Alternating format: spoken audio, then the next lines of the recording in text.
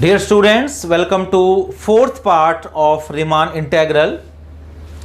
आज हम एक बहुत ही इंपॉर्टेंट थ्योरम करने वाले हैं जिसका नाम है डार्बक्स theorem. डार्बक्स was also name of mathematician who gave this. Now what is the statement? Statement is let f be a bounded function on interval ab, then for any given epsilon positive there exists a delta positive such that these two conditions, number one, UFP less than upper integral, this is upper integral, okay, upper integral of f plus epsilon, and second is lower sum LFP is greater than lower Riemann integral, this is lower one, minus epsilon for each partition P of AB with norm P less than delta. What this means, let f be a bounded function on a closed interval AB, any given epsilon positive we have to prove that there exists a delta positive. हमें given epsilon के लिए ऐसा delta ढूंढ के लाना है, ऐसा एक डेल्टा एग्जिस्ट करता है, ये प्रूव करना है कि जब भी हम किसी पार्टीशन P का नॉर्म डेल्टा से कम ले लेंगे तो उस पार्टीशन के लिए अगर मैं अपर सम कैलकुलेट करूं तो वो इस क्वांटिटी से कम आएगा और लोअर सम कैलकुलेट करूं तो वो इस क्वांटिटी से ज्यादा आएगा. This we have to prove. For any function, bounded function given epsilon positive, we have to find at least one delta. There may be more than one also, but we have to find at least one delta. What is the role of this delta? कि when we are taking any partition with norm P less than delta, then for that particular partition we have to prove that this upper sum is less than this and lower sum is greater than this. So first we are doing the first part of this. Okay. Now since function is given to be bounded, so bound we can take as k mod of fx less than equal to k for all x belonging to AB, definition of boundedness. Now we are using the definition of this upper Riemann integral जो हमने पिछले part में पढ़ा था कि अपर Riemann integral क्या होता है. Now this is a definition. Upper Riemann integral is nothing but infimum of UFP where P is a partition of AB. कि जितने भी अपर सम हमारे पास होते हैं उन सबका हम क्या ले लेते हैं, इन्फीमम ले लेते हैं और वो हमारे को मिल जाता है अपर Riemann इंटेग्रल. तो this is the definition of upper Riemann integral. अब इन्फीमम की डेफिनेशन याद कीजिए. इन्फीमम है, ये एक सेट है, इस सेट में बहुत सारे एलिमेंट्स हैं और वो एलिमेंट्स क्या हैं, वो एलिमेंट्स अपर सम्स हैं. They are upper sums for different partitions. Partition you are changing, you are getting the upper sums and we have a set of upper sums. तो इस सेट में upper sums हैं और इस सेट का infimum जो है वो ये है. This is the infimum. This is the number infimum. अब definition क्या थी कि अगर किसी सेट का infimum हम लेते थे तो वो सेट के हर एलिमेंट से छोटा होता था. infimum हर एलिमेंट से छोटा होता था. लेकिन अगर हम उस इन्फीमम में कुछ जोड़ दें, हाउएवर स्मॉल क्वांटिटी, कुछ भी छोटे से छोटे क्वांटिटी जोड़ने की कोशिश करें तो फिर सेट का कम से कम एक एलिमेंट छोटा हो जाएगा. वैसे छोटा कौन होता है, इन्फीमम. लेकिन अगर हम उसमें कुछ भी जोड़ने की कोशिश करें तो उस सेट का कम से कम एक एलिमेंट ऐसा मिल जाएगा जो फिर उस क्वांटिटी से छोटा हो जाएगा. ये बेसिक डेफिनेशन हमने इन्फीमम सुप्रीमम जब डिस्कस किए थे तो हमने पढ़ी थी. उस डेफिनेशन को हम यहां अप्लाई करते हैं. ये आपके पास है सेट, ये इन्फीमम है, तो क्योंकि ये सेट है, ये इन्फीमम है, तो वैसे तो इसको क्या होना है, छोटा होना है. लेकिन अगर मैं इसमें कुछ भी जोड़ दूं तो अगर मैं इसमें कुछ भी जोड़ दूं तो मैं इसमें जोड़ रहा हूं एप्सिलॉन बाई 2, तो फिर सेट का कम से कम एक एलिमेंट इससे छोटा हो जाएगा. तो इस सेट का एलिमेंट का मतलब कम से कम एक अपर सम. ओके तो एक अपर सम हमने क्या ले लिया, UFP1. अपर सम एक ले लिया मतलब हमने पार्टीशन उस वक्त P1 मान ली कि पर्टिकुलर एक पार्टीशन हमें मिल जाएगी P1 जो कि हमने मान ली x0, x1, x2 up to xp which is equal to b. इस पार्टीशन में कितने एलिमेंट्स हैं? p+1 एलिमेंट्स हैं, ये हमने ले लिया। तो ये अपर सम इस क्वांटिटी से छोटा हो जाएगा। ये हमने इन्फीमम की डेफिनेशन से लिखा है। ओके, अब जो हमें डेल्टा चाहिए, जो डेल्टा हमने एग्जिस्ट करवाना है एप्सिलॉन के लिए, तो हम एक डेल्टा क्या ले रहे हैं कि let delta is some quantity which is less than this epsilon by 4k p-1। Epsilon कहां से लिया है? यहां से। k जो फंक्शन का बाउंड है वो, और p हमने यहां से उठाया है, तो p-1। तो इन तीनों चीजों को कलेक्ट करके हमने एक डेल्टा कंस्ट्रक्ट कर लिया कि let delta be a positive number which is satisfying this condition कि delta is less than epsilon by 4k p-1। अब हम अपना पार्टीशन मान लेते हैं P, जिसका नॉर्म डेल्टा से कम है, और उस पार्टीशन P के लिए हम अपना रिजल्ट जो है वो प्रूव कर देते हैं। कौन सा? ये वाला। ओके, तो हमने डेल्टा मान लिया, और अब हमने एक पार्टीशन P ले ली कि let P be a partition of AB satisfying this condition कि norm of P less than delta हो। तो इस पर्टिकुलर पार्टीशन P के लिए हम अब प्रूव करने वाले हैं कि हमारा ये जो फर्स्ट रिजल्ट है ये होल्ड करता है। ओके, हमने क्या किया, इस P का और इस P1 का यूनियन ले लिया, union of P and P1। इनका जो यूनियन होगा उसका हमने नाम रख दिया P स्टार। ओके, तो P स्टार क्या है? P की भी रिफाइनमेंट है और P1 की भी रिफाइनमेंट है। क्या बोलते हैं ऐसी रिफाइनमेंट्स को? Common refinement. ये हमने डिस्कस किया हुआ है, कॉमन रिफाइनमेंट। तो let P star be a common refinement of P and P1, क्योंकि दोनों की यूनियन है तो दोनों की रिफाइनमेंट होगी, this is a common refinement. और P स्टार में P के मुकाबले कितने एक्स्ट्रा पॉइंट्स होंगे, कितने एडिशनल पॉइंट्स होंगे, ये भी हम देख लेते हैं।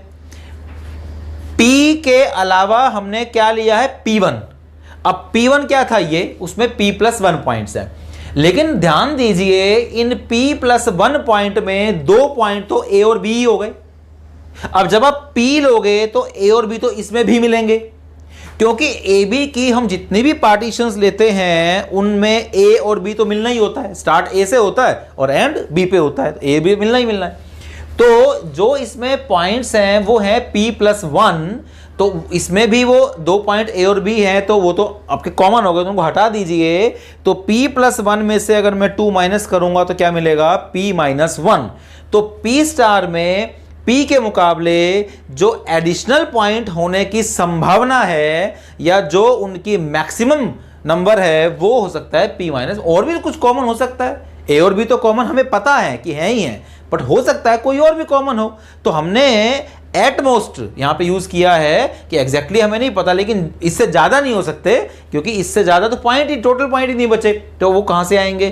तो इसलिए P स्टार में P के मुकाबले जो एडिशनल पॉइंट्स की संख्या होगी वो एट द मोस्ट P-1 ही हो सकती है। ये हमने P स्टार में कर लिया काम। अब जो हमारा एक रिजल्ट होता है अपर सम और लोअर सम की प्रॉपर्टीज का, एक ये रिजल्ट होता है कि जो रिफाइनमेंट जब हम लेते हैं तो रिफाइनमेंट लेने पर अपर सम जो है वो घट जाता है। ओके, रिफाइनमेंट लेने पर अपर सम घट जाता है। मान लीजिए P आपके पास बेसिक पार्टीशन है, P is a basic partition, और P स्टार हमने ले ली उसकी रिफाइनमेंट।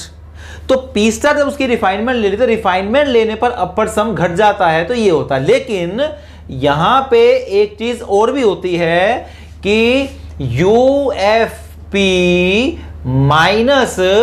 -2P के डेल्टा, अगर ये ले लें तो इससे कम हो जाता है। ये प्रॉपर्टीज में आप जाके देख सकते हैं, प्रॉपर्टी आपको ये मिलेगी। P, K और डेल्टा, 3 चीज यहां पे यूज हो रही हैं। डेल्टा तो है कि norm P less than delta हो, ये है। K फंक्शन का बाउंड हो, यहां भी वो यही है। और P वहां पे होता था नंबर ऑफ एडिशनल पॉइंट, के रिफाइनमेंट में एडिशनल पॉइंट कितने हैं जी? P हैं, तब ये रिजल्ट बना हुआ है कि UFP -2P के डेल्टा। अब मैं अगर इसको यहां पे अप्लाई करूं तो UFP -2P-1 के डेल्टा, P की जगह P-1, क्योंकि एडिशनल पॉइंट जो है वो P-1 P की जगह, तो -2P-1 K delta less than equal to UFP star और UFP star less than UFP1। क्यों? क्योंकि P स्टार P1 की भी रिफाइनमेंट है, तो यहां पे हम P1 भी ले सकते हैं। ओके, अब ये जो UFP1 है जी, UFP1 इसकी वैल्यू यहां से, ये हमने उठा के यहां से लानी है जी। UFP1 इससे लेस है, तो UFP1 की जगह हमने less than this plus epsilon by 2 ये हमने कर दिया। अब जो ये चीज है और ये चीज है, इसको वहां पे शिफ्ट कर दीजिए, प्लस का हो जाएगा। तो UFP is less than this upper integral plus epsilon by 2 plus this quantity जो शिफ्ट होके वहां पे चली गई। अब इसमें फाइनली डेल्टा की वैल्यू पुट कर दीजिए। डेल्टा जो हमने माना था that was less than epsilon by this, तो डेल्टा इससे लेस है, तो लेस देन जे एज इट इज 2P-1 के डेल्टा की जगह epsilon by 4K P-1, K से K कैंसिल हो जाएगा, P-1 से P-1 कैंसिल हो जाएगा, 2 से ये 2 कैंसिल होके epsilon by 2। So finally we are getting this integral plus epsilon by 2 plus epsilon by 2, that is this plus epsilon. So UFP is less than upper integral plus epsilon. This is exactly what we want to prove. Okay, थोड़ा सा last में calculation है। शुरू में definition लगाई है हमने किसकी, अब इसकी इन्फीमम की। ये डेफिनेशन इन्फीमम की लगा दीजिए। स्टेप 1 डेल्टा मान लीजिए, स्टेप 2 और उसके बाद ये थोड़ी सी कैलकुलेशन कर लीजिए, स्टेप 3। 3 स्टेप्स में आपका ये डार्बक्स थ्योरम खत्म हो जाती है। एक बार जल्दी से इसको देखते हैं दोबारा। डार्बक्स थ्योरम बहुत ही इंपॉर्टेंट थ्योरम है एग्जाम के लिए भी, और इसका यूज भी हम आगे करने वाले हैं डार्बक्स थ्योरम का। ध्यान दीजिए, f कोई भी एक फंक्शन है, एप्सिलॉन लिया, डेल्टा एग्जिस्ट करवाना है such that these two conditions hold for each partition P of AB with norm P less than delta. Function bounded है, बाउंड ले लिया, अपर रिमान इंटीग्रल की डेफिनेशन लगा दी जो कि इन्फीमम होता है अपर सम्स का। अब इन्फीमम की डेफिनेशन यूज करी और उसके मुताबिक हमें एक एलिमेंट मिल जाएगा सेट का, तो हमने एक पार्टीशन P1 मान ली जो कि इस कंडीशन को सेटिस्फाई करता है। डेल्टा हमने चूज किया कि let delta is given by this, norm P less than delta लिया और उस P का और P1 का हमने यूनियन लिया P स्टार, और उसके बाद हमने ये प्रॉपर्टी लगाई अपर सम लोअर सम की, और उस प्रॉपर्टी का यूज करके हमने अपना रिजल्ट जो प्रूव कर दिया। तो ये फर्स्ट पार्ट मैंने प्रूव किया। सेकेंड पार्ट अब आपने अपने आप सोल्व करना है, जो कि लोअर सम के लिए बिल्कुल सेम डेल्टा यही मानना है। बिल्कुल डेफिनेशन जो सुप्रीमम की है वो यूज हो जाएगी, और इसलिए लेस देन की बजाय ऑटोमेटिक ग्रेटर देन आ जाएगा और यहां माइनस आ जाएगा। बिल्कुल सेम, एग्जैक्टली सेम, कहीं कोई भी दिक्कत नहीं है। आप बिल्कुल इसी पैटर्न पे चलते हुए सेकेंड पार्ट को प्रूव कर सकते हैं। इसके बाद हमारे पास एक और बड़ी इंपॉर्टेंट थ्योरम है, वो है condition of integrability. Condition of integrability यानी कि एक फंक्शन f है, वो किसी इंटरवल AB पे इंटीग्रेबल कब होगा, उसकी नेसेसरी और सफिशिएंट कंडीशन। क्योंकि देखिए वो कंडीशन बड़ी काम आने वाली है हमारे को। वो इसलिए काम आने वाली है कि इंटीग्रेबिलिटी को चेक करना बहुत आसान काम नहीं है, ये आपने देखा। ओके, इंटीग्रेबिलिटी आपको प्रूव करना है कि कोई फंक्शन है इंटीग्रेबल है।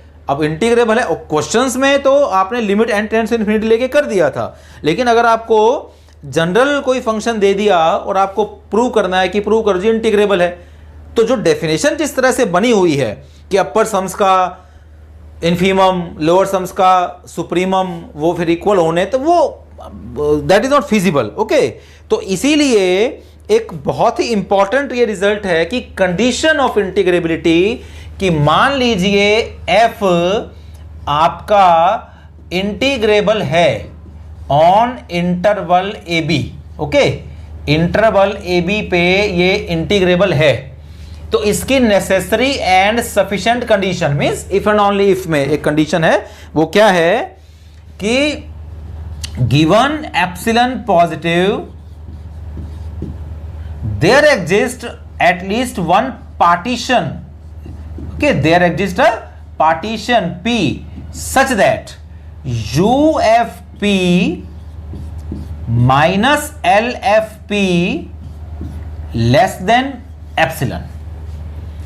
What it's saying? This is your theorem. Now we are going to do proof of this. What is this theorem?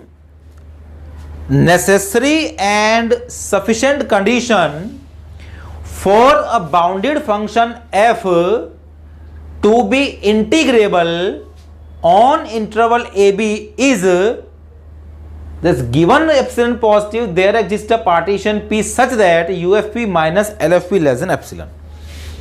अगर कोई फंक्शन इंटीग्रेबल है, अगर कोई फंक्शन किसी इंटरवल ए बी पर रीमान इंटीग्रेबल है, तो कितना भी स्मॉल एक एप्सिलॉन ले लें, आप एक ऐसी पार्टीशन जरूर ढूंढ पाएंगे कि अगर उस पार्टीशन के लिए मैं अपर सम और लोअर सम बनाऊं तो उसका डिफरेंस हमारे चूज किए हुए एप्सिलॉन से छोटा किया जा सकता है। ओके, अगर इंटीग्रेबल है तो उसके लिए अपर सम और लोअर सम का डिफरेंस कितना भी कम किया जा सकता है, एप्सिलॉन हम चूज करेंगे। हाँ, उसके लिए पार्टीशन फिर हमें देखनी पड़ेगी कि हो सकता है ये वाली पार्टीशन काम ना करे, ये वाली कर जाए, एप्सिलॉन चेंज करेंगे, कोई और पार्टीशन काम करेगी, लेकिन हर बार हर एप्सिलॉन के लिए कम से कम एक ऐसी पार्टीशन पी मिल जाएगी कि जिसके लिए ये कंडीशन आपकी होल्ड करेगी। और अगर एक कंडीशन होल्ड करती है तो उसके लिए प्रूव करना है कि फंक्शन इंटीग्रेबल होगा। तो दोनों आपकी जो कंडीशन है इफ एंड ओनली इफ में एक बार ये लेते हैं, ये प्रूव करते हैं। तो पहले हम मान लेते हैं कि let f be integrable, let f be integrable on a b. Okay, मान लीजिए एफ इंटीग्रेबल है। अब अगर एफ इंटीग्रेबल है तो डेफिनेशन के मुताबिक lower Riemann integral will be equal to upper Riemann integral and this is equal to simple Riemann integral. ये डेफिनेशन इंटीग्रेबिलिटी की होती है जो हमने लगा दी। अब ये तो गिवन हो गया, तो इसका यूज हम कर लेंगे जब हमें जरूरत होगी तब। अब हमें ये देखना है। ओके, तो हमने सबसे पहले क्या करना है, दोनों की डेफिनेशन लिखिए, अपर की और लोअर की दोनों की डेफिनेशन लिखिए। जो आपका लोअर रीमान इंटीग्रल है वो आपका सुप्रीमम है लोअर सम्स का। Okay, where P is a partition of a b, and जो आपका अपर रीमान इंटीग्रल है वो आपका इन्फीमम होता है अपर सम्स का। Okay, where P is a partition of a b. ये डेफिनेशन होती है। अब इन्फीमम की और सुप्रीमम की डेफिनेशन यूज की जैसे हमने अभी की थी, जैसे अभी की थी, याद कीजिए पुरानी डेफिनेशन। सुप्रीमम है जी ये सेट है। अब क्योंकि ये सुप्रीमम है तो वैसे तो इसे सेट के सभी एलिमेंट्स से बड़ा होना चाहिए, सुप्रीमम है। लेकिन अगर मैं इसमें से कुछ घटा दूं तो फिर सेट का कम से कम एक एलिमेंट बड़ा हो जाएगा।